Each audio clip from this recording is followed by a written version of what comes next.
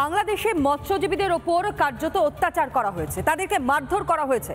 গঙ্গাসাগরে যে সংবর্ধনা অনুষ্ঠান এবং সেই সংবর্ধনা অনুষ্ঠান থেকে বিস্ফোরক মন্তব্য করতে শোনা যায় মুখ্যমন্ত্রী মমতা বন্দ্যোপাধ্যায়কে।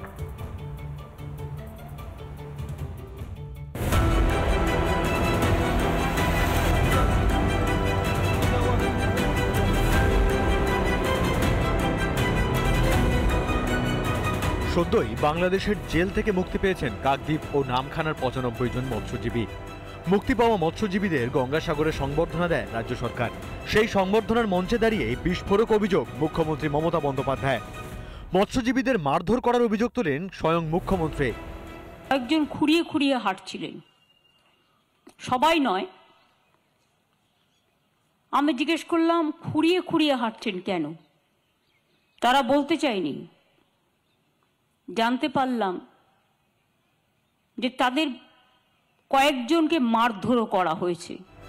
গত অক্টোবরে ৯৫ জন মৎস্যজীবী তাদের ৬টি ট্রলার নিয়ে মাছ ধরতে গিয়েছিলেন। ভুলবশত ভারতের জলসীমা অতিক্রম করে তারা বাংলাদেশে প্রবেশ করেন। এরপরই বাংলাদেশ কোস্টগার্ড ও নৌসেনা তাদের গ্রেপ্তার করে। সেই থেকে বাংলাদেশের জেলে বন্দী ছিলেন দক্ষিণ ২৪ পরগনার কাকদ্বীপ ও নামখানার ৯৫ জন মৎস্যজীবী। শুধুমাত্র ভারতীয় হওয়াতেই কি মারধর করা হয় নিরীহ মৎস্যজীবীদের? যে বলছেন মানে আমরা ধরবো এটাই অফিসিয়াল ভার্সন। এরপর নিঃসন্দেহে এই ন্যারেটিভ, এই যে বক্তব্য, সেটাকে আরও গুরুত্ব সহকারে দেখা হবে বলে মনে করা হচ্ছে। এখন প্রশ্ন, মমতা বন্দ্যোপাধ্যায় এই যে ঘটনাটা তিনি বলছেন, যা তিনি শুনেছেন, তিনি কি শুধুমাত্র সেটা শুনে তিনি তার চিকিৎসার বন্দোবস্ত করবেন মৎস্যজীবীদের, নাকি বিষয়টা কেন্দ্রীয় সরকারকেও জানাবেন? যদি বিষয়টা কেন্দ্রীয় সরকারকে জানান তাহলে নিঃসন্দেহে এটা কিন্তু অত্যন্ত গুরুত্বপূর্ণ, গুরুতর একটা অভিযোগ। এরপর কি কেন্দ্রের কাছে পদক্ষেপ করার জন্য দরবার করবেন না মুখ্যমন্ত্রী? কেন্দ্র সরকারকে কি জানাবেন মৎস্যজীবীদের ওপর অত্যাচারের কথা? এটা অবশ্যই আমার মনে হয় জানানো দরকার কেন্দ্র সরকারকে, এবং কেন্দ্র সরকার তার ব্যবস্থা নেবে। এটা দুটো দেশের ব্যাপার। হটকারিতা করে আপনার মতো ২১শে জুলাইয়ের মঞ্চ থেকে আমরা এনকারেজ করি না এটা বলতে যে দরজাটা খুলে দিন, যারা আসার তারা আসুন। কোন আইনে নিরীহ মৎস্যজীবীদের মারধর করা হলো? শুধুমাত্র ভারত বিদ্বেষ দেখাতে গিয়েই নিরীহ মৎস্যজীবীদের মারধর করা হলো? রিপাবলিক বাংলা। প্রস্তুতি খতিয়ে দেখতে গঙ্গাসাগর গিয়েছিলেন মুখ্যমন্ত্রী মমতা বন্দ্যোপাধ্যায়। কপিল মুনির আশ্রমে তিনি পুজো দেন। আবার এদিকে যেভাবে লাগাতার মমতা বন্দ্যোপাধ্যায়ের ক্যাবিনেটের মন্ত্রী, দলের নেতা, বিধায়করা বিভিন্ন সময় হিন্দু বিদ্বেষী মন্তব্যগুলো সামনে রেখেছেন বা করেছেন, কোথাও গিয়ে সমালোচকরা তারা অন্তত এমনটাই মনে করছেন যে সেখানে কিছুটা হলো হিন্দু প্রীতির দর্শন হিসাবেই তুলে ধরা হয়েছে বা হিন্দু প্রীতি দেখানোর চেষ্টা করেছেন মুখ্যমন্ত্রী মমতা বন্দ্যোপাধ্যায়।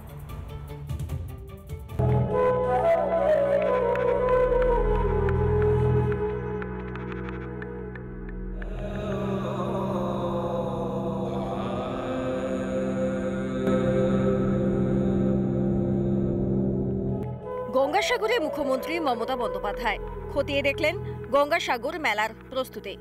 কপিল মুনির আশ্রমে পুজো করলেন মুখ্যমন্ত্রী।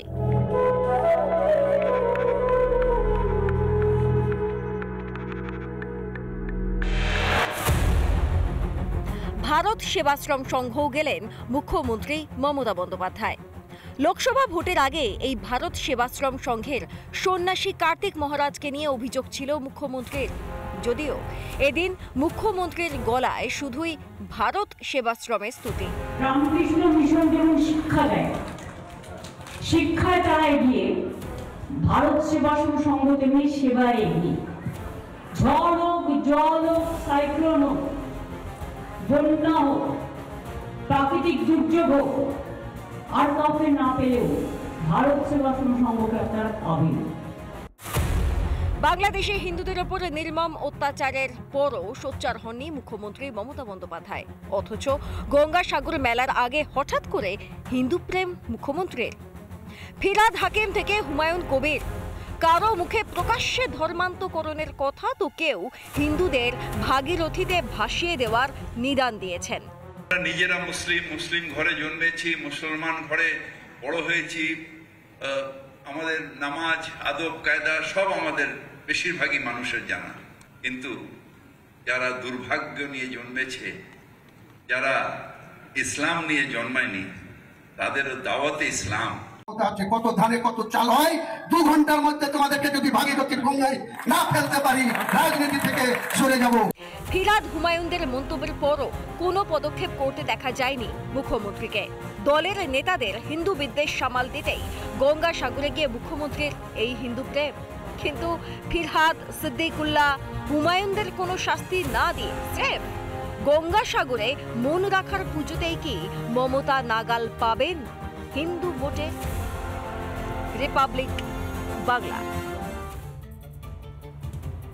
পড়শি রাজ্য থেকে নাকি বাঘ ঢোকানো হচ্ছে, শুনতে আজব লাগলেও এই বক্তব্যই গতকাল রাতে শোনা গিয়েছে মুখ্যমন্ত্রী মমতা বন্দ্যোপাধ্যায়কে। পড়শি রাজ্য বলতে তিনি উল্লেখ করেছেন যে ওড়িশা সরকার, তারা নাকি আমাদের এই রাজ্যে বাঘ ঢুকিয়ে দিচ্ছে, যেই বাঘ ধরতে প্রায় 35 লক্ষ টাকা খরচা হয়ে যাচ্ছে।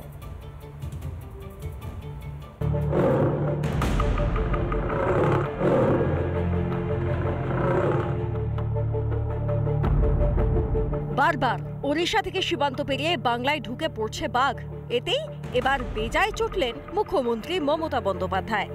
বাংলায় বাঘ পাঠানো হচ্ছে বলে ওড়িশা সরকারকে তোপ দাগলেন মুখ্যমন্ত্রী।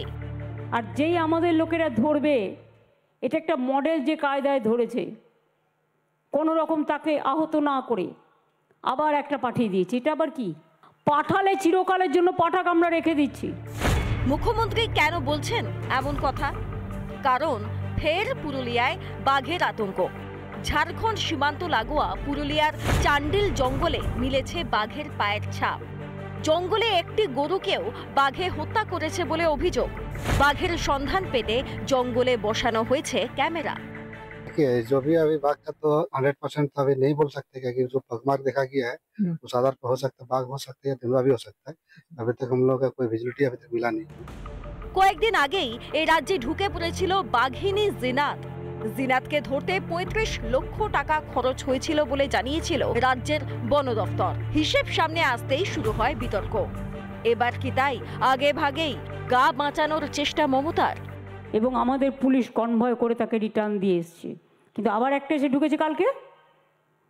You send your forest team to rescue the tiger so that our people should not suffer. মুখ্যমন্ত্রীর মন্তব্যে শুরু হয়েছে বিতর্ক। মমতাকে তীব্র কটাক্ষ বিজেপির। সবকিছু থেকে দৃষ্টি ঘোরানোর জন্য, নিজের কৃতিত্ব টানার জন্য এই মৎস্যজীবীদের আমি রক্ষা করেছি, এই বাঘ ঢুকে গেছে আমি বাঘকে রক্ষা করছি। আসলে এখানে তো আসলে ওরা তো সব কাগুজে বাঘ, আপনার বাঘরা তো সব বীরভূম আর বিভিন্ন জায়গায় বসে আছে। রাজ্যে একের পর এক জঙ্গির হদিশ সামনে এসেছে। বাংলাকে নিরাপদ ঘাঁটি তৈরি করে নাশকতার ছক কষছে জঙ্গিরা। এই সব ঘটনা থেকে নজর ঘোরাতেই বাঘ নিয়ে ওড়িশাকে তো মমতার। রিপাবলিক বাংলা। নানা ধরনের কন্টেন্ট দেখার জন্য লাইক করুন, শেয়ার করুন আমাদের ফেসবুক পেজ, সাবস্ক্রাইব করুন আমাদের ইউটিউব চ্যানেল। পাশাপাশি অন্যান্য ব্রেকিং নিউজের জন্য অবশ্যই চোখ রাখুন রিপাবলিক বাংলায়।